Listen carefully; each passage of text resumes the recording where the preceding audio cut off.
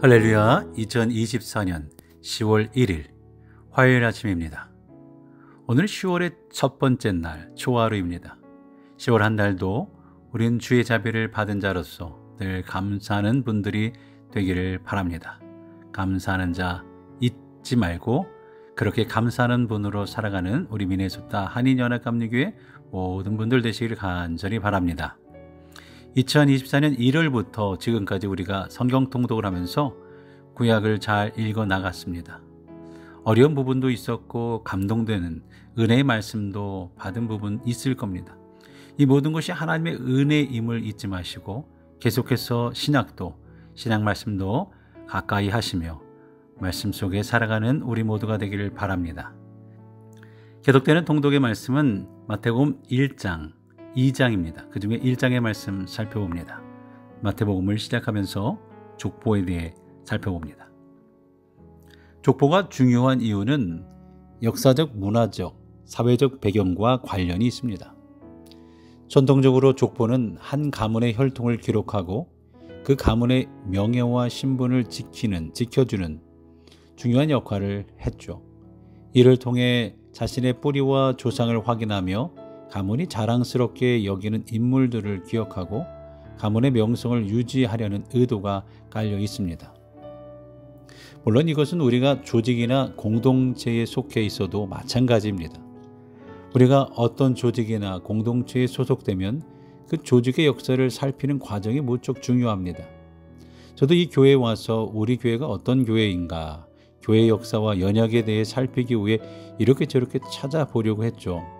그 와중에 지금 남아있는 성도님들은 언제 직분을 받으셨고 또 몇 년도에 받으셨나를 살펴보면 그때 열심히 봉사하셨구나 나름 추론을 해보기도 하죠. 그럴 때 보면 교회의 활동도 활발했던 것을 확인하게 됩니다. 그런 역사와 연역을 살피며 우리 교회의 활동 흐름을 살펴보는 거예요. 우리 공동체가 걸어온 길을 알면 오늘 내가 해야 할 일이 보다 분명해지고 교회의 방향 설정을 하는 데 확실히 도움이 됩니다. 역사 공부는 이런 맥락을 잡는 작업이죠. 그런 의미에서 오늘 우리가 읽어야 되는 1장과 2장 말씀, 그 중에 1장은 신약 성경 전체의 맥락을 잡아주는 장입니다. 구약의 마지막 말라기 4장과 신약의 시작 마태복음 1장 사이에는 430년의 역사적 단절이 있었습니다. 말라기 이후 선지자가 나타나지 않았어요.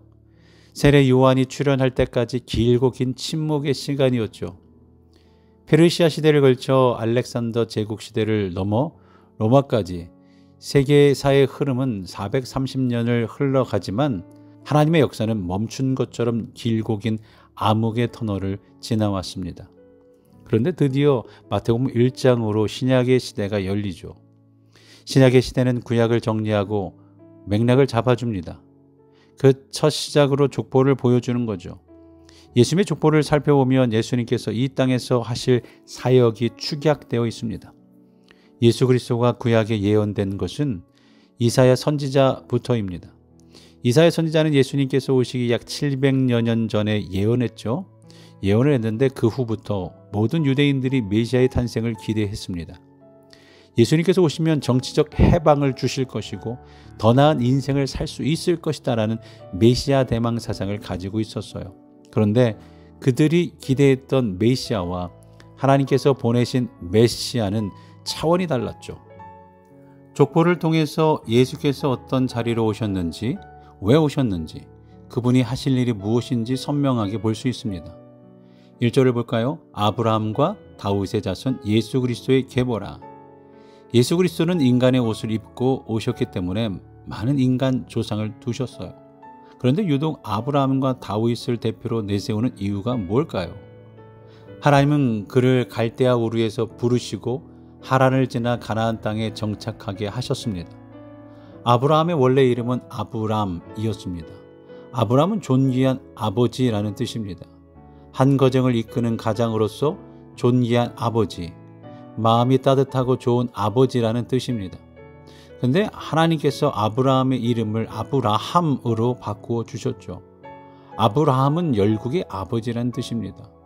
세계 열방의 아버지가 될 것이다 라는 뜻이죠. 그런데 우리가 알듯이 아브라함이 세계 열방의 아버지로 산 적은 없습니다. 영향을 끼쳤다고 해봐야 가나안 땅에 살면서 주변 민족들에게 선한 영향력을 끼치고 살았죠. 그는 열국의 아버지로 산 적이 없었습니다. 하지만 그 일이 아브라함의 후손이신 그리스도 예수 그리스도를 통해서 성취됩니다. 하나님께서 메시아를 보내시고 그를 통해서 온 세상을 위한 믿음의 아버지로 세울 겁니다.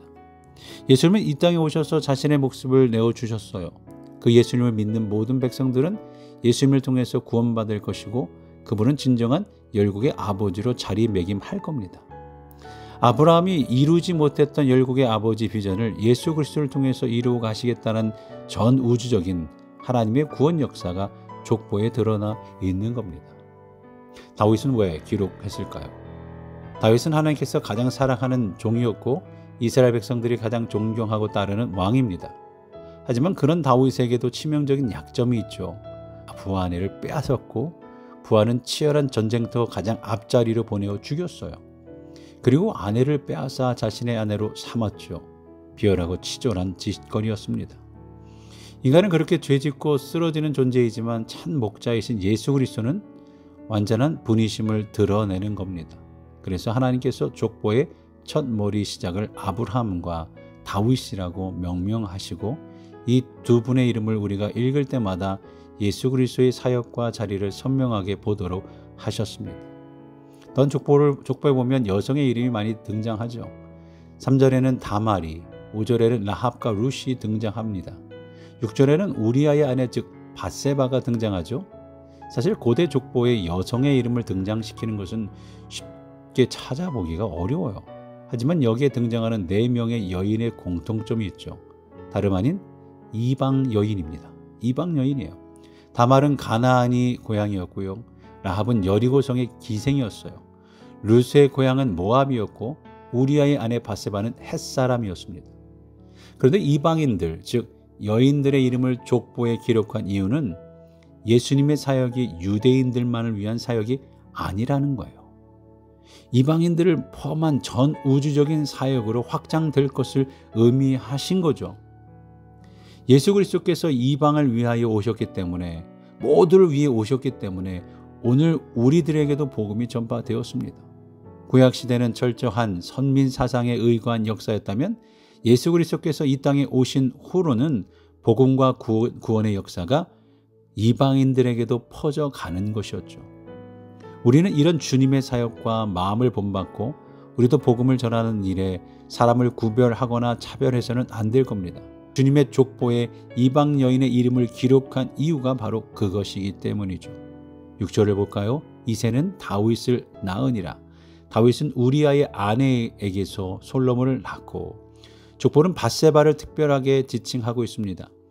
마태는 밧세바라는 이름을 두고 왜 하필 죽은 우리아의 이름을 명명한 걸까요? 하나님께서 성령을 통하여 마태를 감동시킨 이유는 다윗의 죄를 드러내기 위해서죠. 다윗은 자신이 꾸민 일이 완전 범죄라고 여겼을 겁니다. 우리아는 전쟁터에서 죽고 그를 보내어 죽게 했고, 남편이 죽은 후에 밧세바를 데려왔잖아요. 부하의 아내를 거두어주는 왕의 따뜻한 성품을 백성들에게 보여주었죠. 하지만 하나님 앞에서 죄는 감출 수가 없었습니다. 하나님은 나단 선지자를 보내어 그를 책망하게 하시고 100일 하에 드러내셨어요. 그러나 그 죄는 그 시간으로 끝나지 않았어요. 시간이 지나서 신약시대 오늘까지도 다윗이 지은 죄는 감출 수 없다는 것을 말씀하는 거예요. 죄는 시간이 흘러도 죄인 거예요. 우린 기억해야 합니다. 사람들은 죄 짓는 것을 쉽게 생각합니다. 죄 짓고 하나님께 회개하면 그뿐이라고, 죄는 하나님의 사랑의 성품 안에서 해결될 거라고 생각합니다. 물론 맞는 말이죠. 하지만 죄의 흔적은 오래도록 남습니다. 그 죄가 치명적이며 치명적일수록 죄가 주는 결과는 자손만대로 흘러가는 거예요. 다윗의 죄는 역사의 기록으로 남아서 우리에게 기억하게 하십니다. 족보를 읽을 때마다 하나님께서 원하는 것이 정결하고 신실한 삶임을 우린 기억해야 합니다. 이어서 16절 말씀, 야곱은 마리아의 남편 요셉을 낳았으니 마리아에게서 그리스도라 칭하는 예수가 나시니라. 족보가 요셉 중심이 아니라 마리아 중심으로 기록된 것 보이시죠? 요셉을 마리아의 남편이라고 지칭하고 있고 마리아가 예수를 낳았다고 기록합니다. 이처럼 성경은 여성을 차별하지 않습니다. 성경은 연약한 자를 위한 책이에요. 예수님께서 이 땅에서 하신 일은 여성을 사랑하시고 여성을 사회 중심으로 끌어들인 일이었고 연약하고 병들고 가난한 자의 친구가 되시고 그들의 위로자가 되어 주셨습니다. 족보에서 마리아의 남편 요셉이라고 기록한 이유, 마리아가 예수를 낳았다고 기록한 이유는 차별하지 않는 예수님을 전하기 위함입니다. 세상은 병든 자, 가난한 자, 물질이 없는 자들을 차별하지만 예수님은 그들을 차별하지 않습니다. 우리도 예수님을 닮은 제자라면 이 정신을 기억해야 합니다. 세상이 차별하는 자를 우리는 차별해서는 안 됩니다. 그들을 예수님처럼 품어 안고 보듬고 살아가는 교회 공동체, 하나님의 자녀가 되시기를 간절히 바랍니다. 신약 성경과 구원사의 맥락을 잡아주는 족보를 우리에게 주셨어요. 이 흐름은 신약 성경에만 그치지 않습니다. 예수님께서 재림하실 때까지 이어지는 흐름입니다. 이 흐름을 붙잡고 거룩한 인생을 살아가는 저와 여러분, 주의 백성들 되시기를 간절히 바랍니다. 오늘도 다짐하며 하루를 출발할까요? 족보가 주는 교훈을 마음에 새깁니다. 죄에는 흔적이 오래 남는다는 사실을 기억하고 진실되게 살아가겠습니다. 오늘도 그렇게 살아가며 주신 말씀 생각하며 또 함께 서로 기도할 때에 나의 죄악을 위해서 나의 죄를 고백하는 시간들 가지시며 주변의 어려운 이들을 위해서 영적인, 육신적인, 경제적인, 신분적인, 가정적인 환우와 걱정과 근심 속에 계신 분들을 위해서 함께 기도해 주시기 바랍니다. 믿지 않은 영혼들을 위해서 기도해 주시고 태신자를 위해서 우리가 함께 품어가는 태신자들 계시죠? 우리 그분들을 위해서 기도해 주시고 집사 교육이 이제 시작되었습니다. 집사 되시는 분들 함께 기도해 주시며 10월에도 우리 교회 모든 성도님들이 주 안에서 승리하도록 함께 기도하며 이 하루를 출발할 수 있기 바랍니다. 우리 다 같이 기도하겠습니다.